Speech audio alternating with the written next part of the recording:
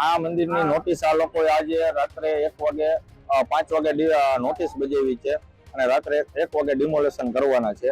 અમારું એક જ માંગ છે, અહીંથી 500 મીટર આગળ એક દરગાહ છે, આ દરગાહને નોટિસ પણ નથી અને ડિમોલેશનનું પણ કંઈ આપેલું નથી। અમે ડિમોલેશન કોઈ કાળે થવા નથી દેવાના, ડિમોલેશન કરશે આરએમસી દ્વારા। તો અમે એક જ અમારી માંગ છે કે અહીંથી 500 મીટર આગળની દરગાહ રહી એનું અમને નોટિસ દેખાડી દે તો અમે ડિમોલેશન કરવા દેશું, નકર કોઈ કાળે નહીં કરવા દે। માત્ર મંદિરો તોડવામાં નહીં, એવું નથી, તમામ ધાર્મિક સ્થળો। કેટલી મસ્જિદો તોડી ગયા ઓલરેડી? જે ધાર્મિક સ્થળો છે, મંદિર કે મસ્જિદ, આજે કેટલી મસ્જિદ તોડી, કેટલી મંદિર? અમારા માટે મસ્જિદ મસ્જિદ સમાન છે, મંદિર સમાન છે। તમામ ધાર્મિક દબાણ છે પૂર્ણ કરીને પછી તમે કેમ યાદ આવ્યું કે ધાર્મિક એવું કઈ નથી, એની પહેલા પણ ચાલુ છે। મસ્જિદો ગેરકાયદેસર છે તે કેટલી તોડવામાં આવશે? ઓલરેડી જે પણ લિસ્ટમાં હશે, નામદાર કોર્ટના લિસ્ટમાં ઓલરેડી આપને જે જાણકારી જોતી હશે માત્ર 13 મંદિર આજે તોડ્યા છે, એક પણ મસ્જિદ તોડી નથી। એનું કારણ નહીં, એવું કઈ નથી હોતું। અમારા માટે તો જે ગેરકાયદેસર છે એ ગેરકાયદેસર મસ્જિદ એ તમને અગાઉ પણ મેં જાણ કરી છે। અમારા માટે તો જે ધાર્મિક દબાણ છે। મોડી રાત્રે બુલડોઝર સાથે તંત્રની ટીમો જે છે તે સ્થળ ખાતે પહોંચી હતી। હનુમાનજીના મંદિરને તોડવાની કાર્યવાહી સામે સ્થાનિકોમાં ભારે રોષ જોવા મળી રહ્યો હતો। કેટલાય લોકોએ તંત્રની કાર્યવાહી સામે ઉગ્ર વિરોધ પણ કર્યો હતો। ત્યારે જ ન્યૂઝરૂમ ગુજરાતની યુટ્યુબ ચેનલને સબસ્ક્રાઇબ કરો અને ઇન્સ્ટાગ્રામ અને ફેસબુક પર ફોલો કરો। અપડેટ રહો, સત્યની સાથે રહો।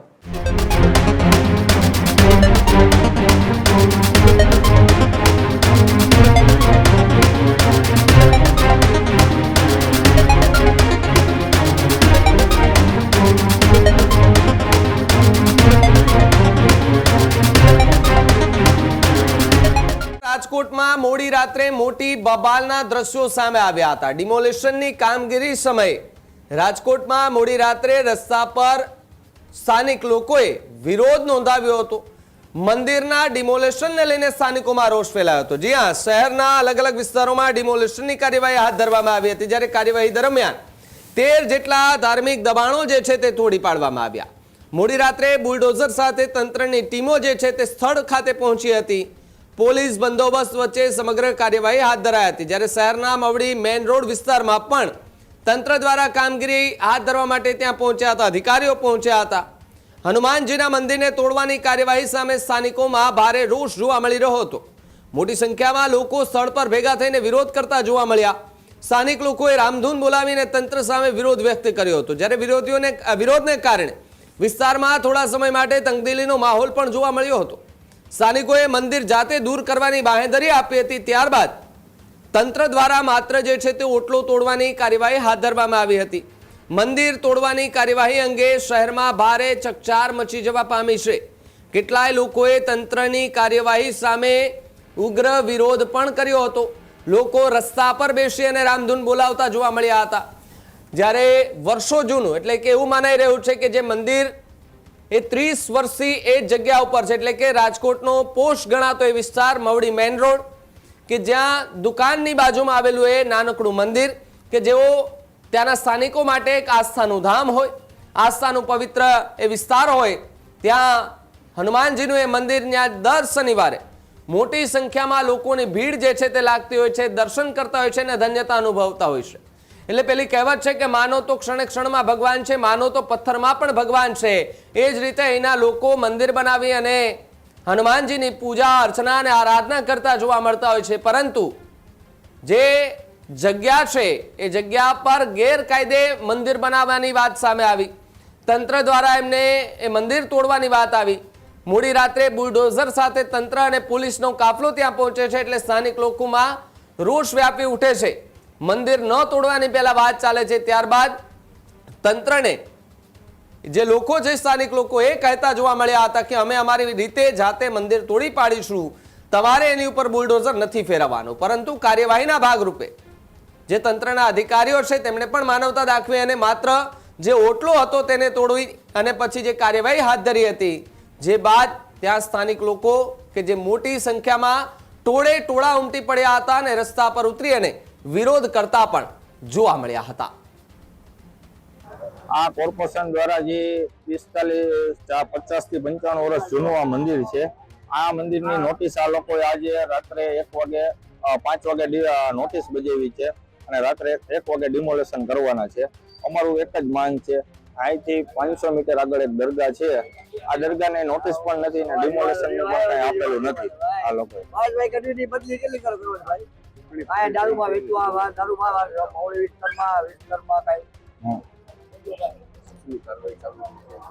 આ એક કોર્પોરેશનની એક ભૂલ છે.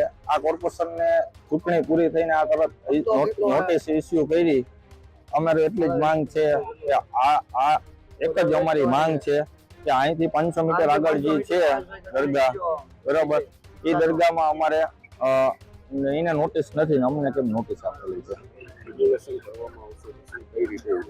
અમે ડિમોલેશન કોઈ કાળે થવા નથી દેવાના. ડિમોલેશન કરશે આરએમસી દ્વારા. તો અમે એક જ અમારી માંગ છે કે અહીંથી 500 મીટર આગળની દરગાહ રહી એનું અમને નોટિસ દેખાડી દે તો અમે ડિમોલેશન કરવા દેશું, નકર કોઈ કાળે નહીં કરવા દે. તોડવામાં નથી આવ્યા, ગેરકાયદેસર રોડ ઉપર જાહેર સ્થળે હતા, એને દૂર કરવા. યુવકોએ કીધું પહેલા મસ્જિદ પાડો, બાદમાં તમારું મંદિર પાડજો. અત્યારે હાલમાં જે મોડી ચોકડી પાસેનો જે ઇશ્યુ હતો, એ ઇશ્યુ શું થશે?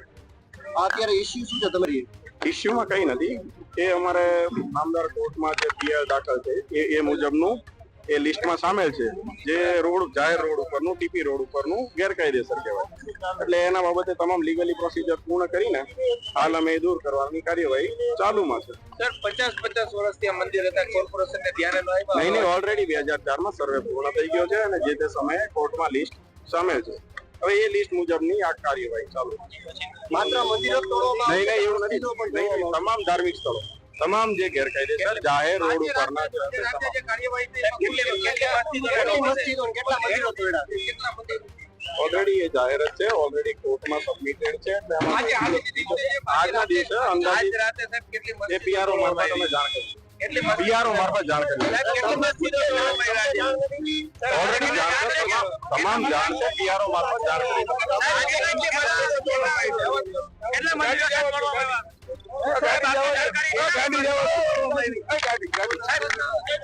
અધિકારી છે તે અહીં ભાગતા નથી. સાહેબ આપને જાણકારી છે કે તમામ કેટલા મંદિરો પીઆરઓ મારફત જાણ કેટલી મંદિરો તોડવામાં આખી રાત કોર્પોરેશન કેટલી મસ્જિદો તોડી? ઓલરેડી જે ધાર્મિક સ્થળો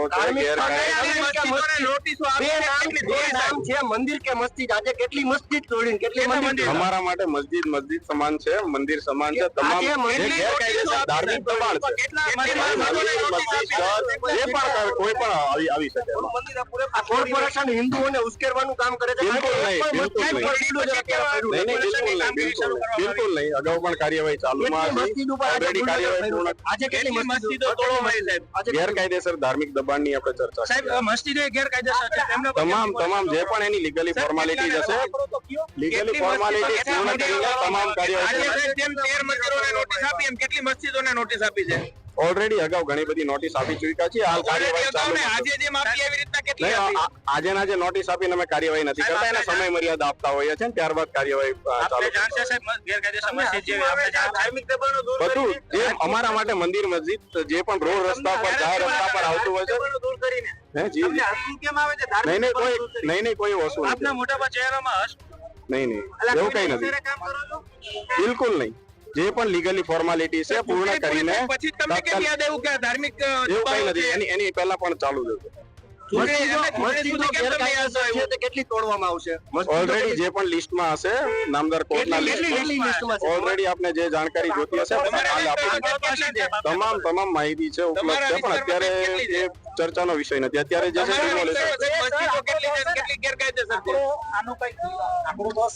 જી છે.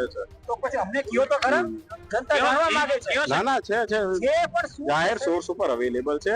એટલે એવું કઈ ચર્ચા તોડવાનું કારણ શું? માત્ર 13 મંદિર આજે તોડ્યા છે, એક પણ મસ્જિદ તોડી નથી. એનું કારણ નહીં એવું કઈ નથી હોતું. અમારા માટે તો જે ગેરકાયદેસર છે એ ગેરકાયદેસર. મસ્જિદ એ તમને અગાઉ પણ મેં જાણ કરી છે. અમારા માટે તો જે ધાર્મિક દબાણ છે. હવે મંદિર મસ્જિદ કોઈ પણ હોઈ શકે. આજે માત્ર મંદિર તોડ્યા છે એનું કારણ શું? નહીં એવું કઈ નથી હોતું. એવું કઈ નથી હોતું. ઓલરેડી સાહેબ અમે એક રૈયા રોડ ઉપર અગાની અગાઉ પણ કરી ચૂક્યા છીએ અને નહીં તમે એકની વાત કરો છો આજે મને ઘણા સમય પહેલા આપ બી સ્વીકારો છો એટલે જે પણ લાઈનમાં હશે જે પણ લિસ્ટમાં નડતરરૂપ વધારે હશે વધારે નડતરરૂપ હશે એને પહેલા લેશે. અમારે રિપોર્ટિંગ ડીપીઓ સાહેબ ને નાયબ કમિશનર અને કમિશનર. હજુ સુધી તમે અમારી ચેનલને સબસ્ક્રાઇબ નથી કરી તો અત્યારે જ ન્યૂઝરૂમ ગુજરાતને સબસ્ક્રાઇબ કરો, ફેસબુક અને ઇન્સ્ટાગ્રામ પર ફોલો કરો.